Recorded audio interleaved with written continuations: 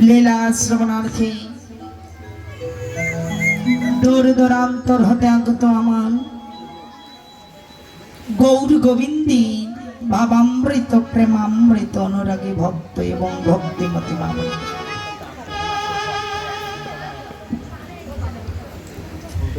আপনাদের শ্রী চরণ কমলে আমি নরাধম কীর্তন জগতের সর্বকনিষ্ঠ, কীর্তন জগতের সর্ব ক্ষুদ্র হইতে অতীব ক্ষুদ্র কীর্তনী শ্রীমতী স্মৃতিরানী সরকার এবং আমার এই ক্ষুদ্রাতীত ক্ষুদ্র সম্প্রদায়ের পক্ষ আপনাদের মতো ভক্তের শ্রী চরণ যুগলে জানাই শত সহস্র কোটি দণ্ড। জয় জয় রাধা কৃষ্ণ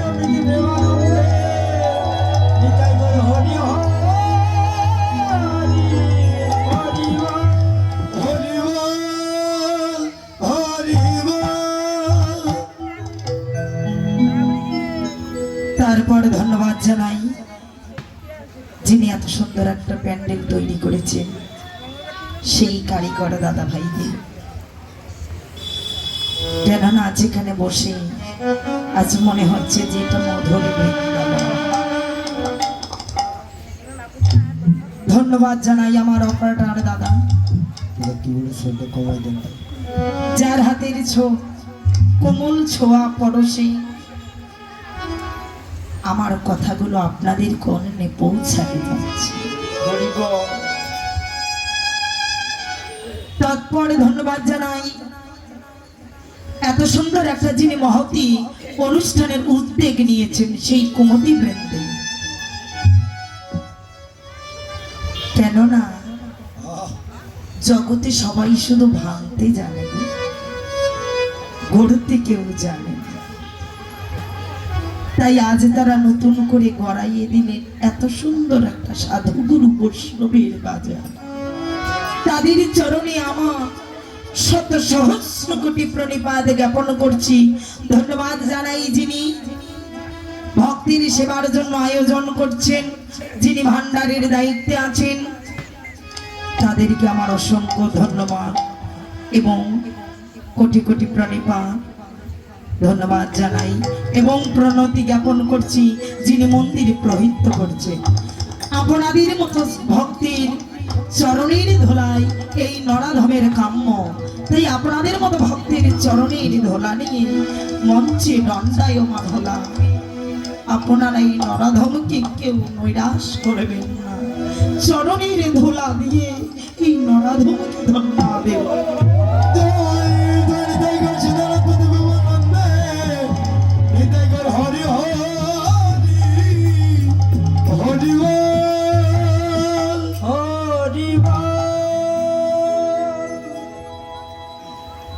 লীলা স্মরণের বিষয়বস্তু, যে লীলা স্মরণে দণ্ডায়মান এতক্ষণ ধরে যে লীলা সাধন করলেন, এটি প্রবান্ন সময়ের লীলা গমন গোষ্ঠ। এখন যে লীলা স্মরণে দণ্ডায়মান হয়েছি এটি মধ্যাহ্ন সময়ের লীলা, মধ্যাহ্নকালীন লীলা। শ্রী শ্রী সূরজ দেবের পূজা, শ্রী শ্রী সূর্য দেবের পূজা। সূর্য দেবের পূজা করলে কি হয়? অগতিরই গতি হয়ে যায়। জগতে যিনি দুঃখিনী তার দুঃখ ঘুচে যায়।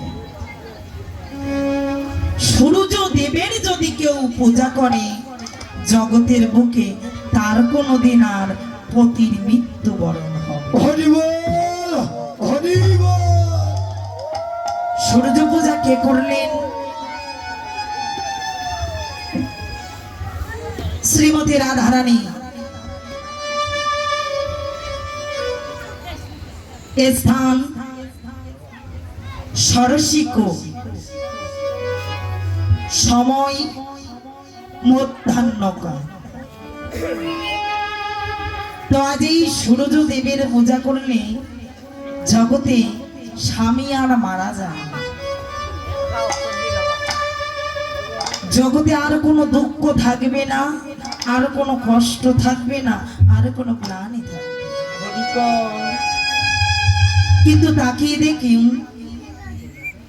এই যে সূর্যদেবের পূজা প্রত্যেক দিন হয়ে যাচ্ছে,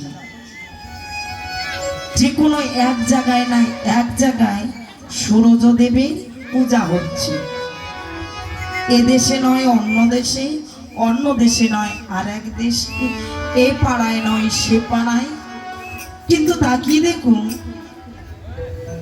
আমাদের ঘরে, আমাদের মাঝে স্বামীর মৃত্যুটা কি বন্ধ হয়ে যাচ্ছে?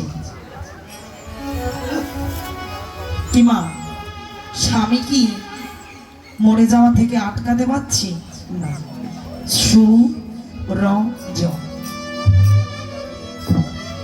সুশব্দের অর্থ হলো সুন্দর,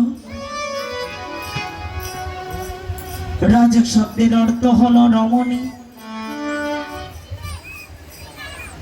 পূজা শব্দের অর্থ তোমরা আরাধনা করো।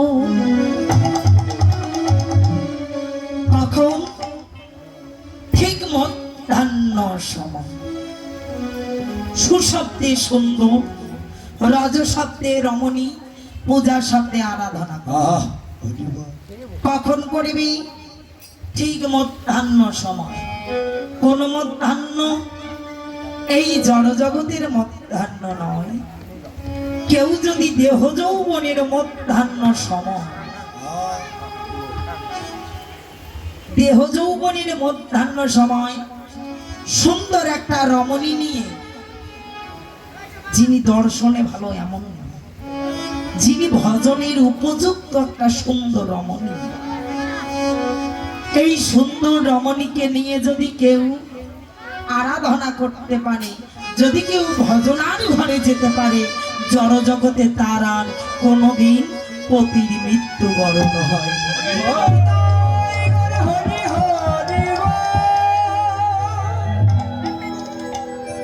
তাকাইয়ে দেখুন মৃত্যু হচ্ছে,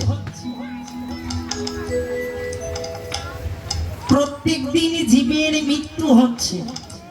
জীব যেন না মরে, জীব যেন অমর থেকে যায়। মহাজন বললেন মরা জানতে হাজার মরা, কলির বুকে তারাই হলো সবচেয়ে বড় মরা। জীবিত আছে কিন্তু মরে যাচ্ছে, জীব যেন মরে না যায়, তাকে আরাধনা করতে হবে, শ্রীগুরুর চরণ বলে ভজনা করতে হবে। যদি কেউ ভজনার ঘরে যায় তবে তার এই দেহ ঘরের মণি সূর্য কোনোদিন ডুবে না। সূর্য কিন্তু ডুবছে, উঠছে, ডুবছে। তাকাইয়ে দেখুন এই দেহ ঘরের মণি সূর্য প্রত্যেক দিন ডুবে যাচ্ছে, প্রত্যেক দিন জীব মরে যাচ্ছে। তাই আমরা যেন না মরি, তাই আরাধনা করতে হবে মধ্যাহ্ন সময়। তাই মহাপ্রভু আমার কলির কামন্ধ জীবীকে আজ মুক্তি দেওয়ার জন্য তিনি কি করেছেন? মধ্যাহ্ন সময় আজ সূর্য দেবের পূজা করার জন্য তিনি ষড়শির কোলে এসে উপনীত হলেন। মহাপ্রভু দেখলেন কলিতে প্রত্যেকটা জীবই মরে যাচ্ছে, সবাই মরছে, তাই যেন না মরে জীবগুলোকে উদ্ধার করার জন্য ষড়শী কুলে এসে দাঁড়াইয়া তিনি জীবকে বলছে, ও হে জীব এসো তোমরা ভজনার ঘরে এসো। প্রভুরে ভাব দর্শন করে আমার বৈষ্ণব কবি পদ লিখিলেন,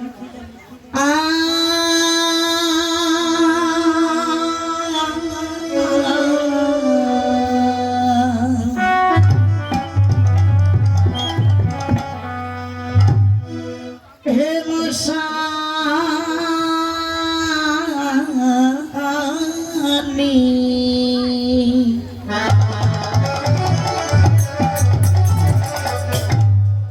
শনিয়তি আমার অতি গোরা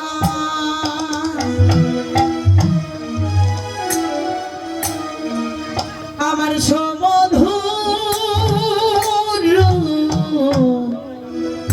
ও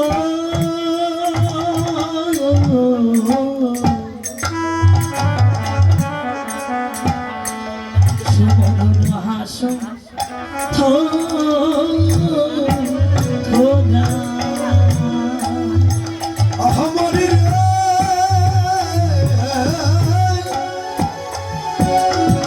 ও রে ও রে হামশায়ে ও দে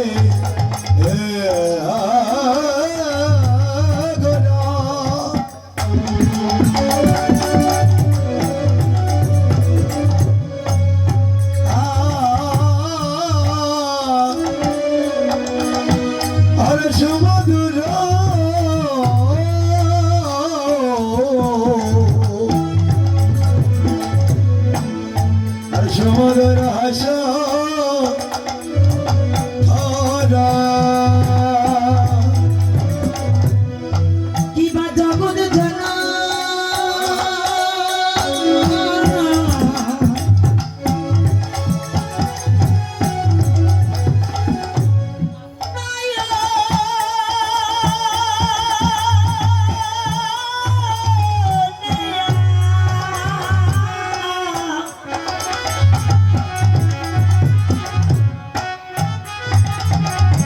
কিবা জগৎ জানা নয়নে আমাদের গোরা উদারণ দেবী ভাগা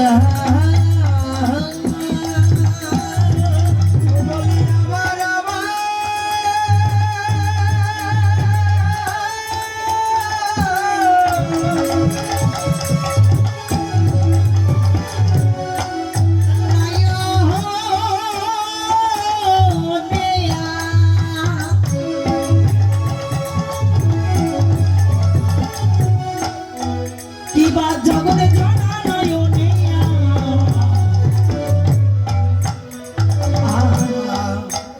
নন্দনে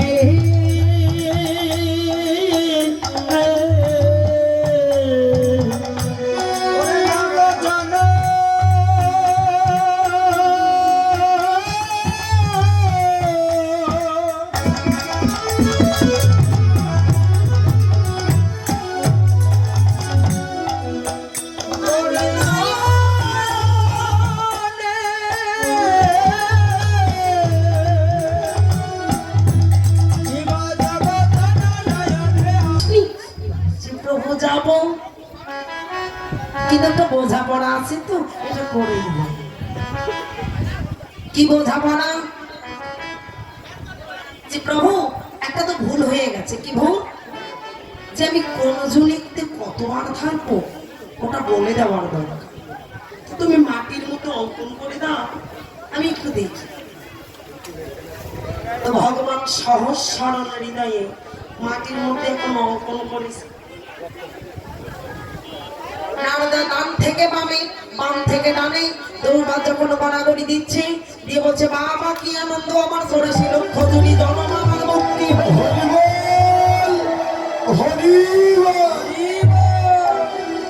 ভগবান থমকে দাঁড়িয়ে আছে থমকে দাঁড়িয়েছে কথাটা কিন্তু মন্দ না মন্দ কি না এটা তো মুক্তি এদিক থেকে এদিকে এদিক থেকে তো ভগবান এখন ভাবছে আচ্ছা এত সুন্দর বুদ্ধি নারদকে কে দিল নারদকে দিল কে এই মুক্তির উপায়টা দিল কে মুক্তির পদ কে দিল পিছন থেকে রাধারানী বলছে প্রভু আমি রাধে তুই যা। কেন আমার সর্বনাশটা কেন করিনি? রাধারানী বলছে প্রভু, আচ্ছা নারদ না হয় গুরুকে ডোম বলেছে, এটা অপরাধ হয়েছে। আচ্ছা বলো তো প্রভু, সর্বপ্রথম ভুলটা কে করেছে? কে? যে তুমি করেনি। নারদকে যে দীক্ষা দিতে গিয়েছিলে, আচ্ছা তুমি ডোমের বেশ ছাড়াই আরো কোনো বেশে পেলে না? ডোমের বেশ ছাড়া আর কোনো বেশ পাওনি? শেষ পর্যন্ত তুমি ডোম হয়েছো। আচ্ছা ডোমকে তো ডোমই বলবে। তুমি দীক্ষা দিয়েছো ডোম বেশে, এটা সত্য, কিন্তু দীক্ষা দিলে সে দীক্ষিত হয় না, সে ভগবান পায় না। এই যে বাবা, দীক্ষা দিলে সে ভগবানকে লাভ করে না যতক্ষণ পর্যন্ত তার শিক্ষা হবে না। তুমি দীক্ষা দিয়েছো ঠিকই, কিন্তু শিক্ষা দিতে পারো না। তাই শিক্ষাটা আমি দিলাম যে কি করে মুক্তির পথ পেতে হবে, ভগবানের চরণ অতি সহজে কি করে লাভ করা যায়। এ জগতে তাকাইয়া দেখো, যারা দীক্ষা নিয়েছে না কোনো শিক্ষা নেননি, তাদেরকে লক্ষ্য করে বলছি। যারা দীক্ষা নিয়েছেন মনে করেছেন আমার দীক্ষা নিয়েছি আমার এতেই মুক্তি, ওই অর্ধেক থেকেই যাবে। শিক্ষা না হলে কখনো ভুল সংশোধন হয় না। কেননা এ জগতে তাকাইয়ে দেখো, আমরা তো মায়ের ঘরে ভেই দীক্ষা পেয়েছিলাম প্রত্যেকে। মায়ের গর্ভকুটিরে প্রত্যেকে আমরা দীক্ষায় দীক্ষিত হয়েছিলাম সপ্তম মাসে। কিন্তু যেদিনে জন্মদিনে এসেছি, তথাপিও আরেকজন আমার গুরুর প্রয়োজন। যতক্ষণ পর্যন্ত গুরু আশ্রিত হয় না, ততক্ষণ পর্যন্ত দেহ মন শুদ্ধ হয় না। সেই গুরুর চরণ যখন আশ্রিত হলো, গুরুদেবে কানে কানে একটা নাম দিল, যেই মানুষটার নাম দুটি চক্ষু বন্ধ করে এক মনে এক চিত্তে দুই ভুরুর মাঝখানে জপ করতে হয়। এটাকে বলে ত্রিবেণীর ঘাট, তিন ধারা, সুরধনী গঙ্গার তীর।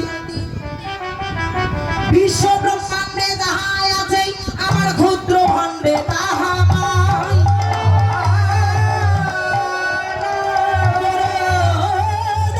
কৃপা হলে জীব জানিতে পারিবে